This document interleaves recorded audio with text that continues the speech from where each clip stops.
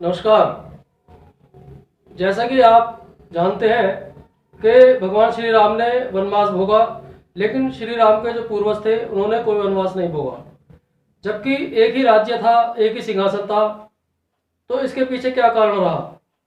इसी प्रकार अलग अलग फ्लोर में या फ्लैट में रहने वाले लोग, उनका मकान का जो नक्शा होता है वो तो एक ही होता है, लेकिन उनके जो जीवन है उसमें बड़ा अंतर देखने को मिलता है।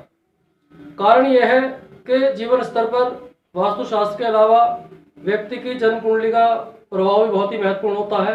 किसी के भाग्य की स्वामी दशा की दशा चल रही होती है, तो किसी का रोग के स्वामी की दशा चल रही होती है। मकान की स्थिति एक सी है, फ्लैट एक से है, लेकिन एक आदमी मकान की सफाई नियमित तौर से कर रहा है, लेकिन वहीं दूसरा आदमी साफ सफाई पर ध्यान नहीं देता। मकान में वस्तुओं को रखने का ढंग भी इस चीज़ को प्रभावित करता है। कोई पूजा स्थल ईशान में बनाता है, तो कोई दक्षिण और नैऋत्य में बना लेता है, जिससे कि उनके जो जीवन है उसमें एक अंतर देखने को मिलता है। सभी व्यक्तियों की जीवन शैली एक सी नहीं होती है। कोई दिन में योग करता है तो कोई सोता है। कुछ लोग अपनी संस्कृति को और धर्म को मानने वाले होते हैं, तो कुछ लोग इन चीज़ों में विश्वास नहीं रखते, यानी कि वो नास्तिक होते हैं। कुछ लोगों का मन साफ होता है, तो कुछ लोग ईर्ष्या, कपट और प्रतिस्पर्धा की भावना से भी ग्रसित होते हैं, जिस कारण जीवन में एक अंतर देखने को मिलता है। कई व्यक्ति नियमित योग प्राणायाम कर रहे हैं, तो कुछ लोग इन्हें महत्व ही नहीं देते।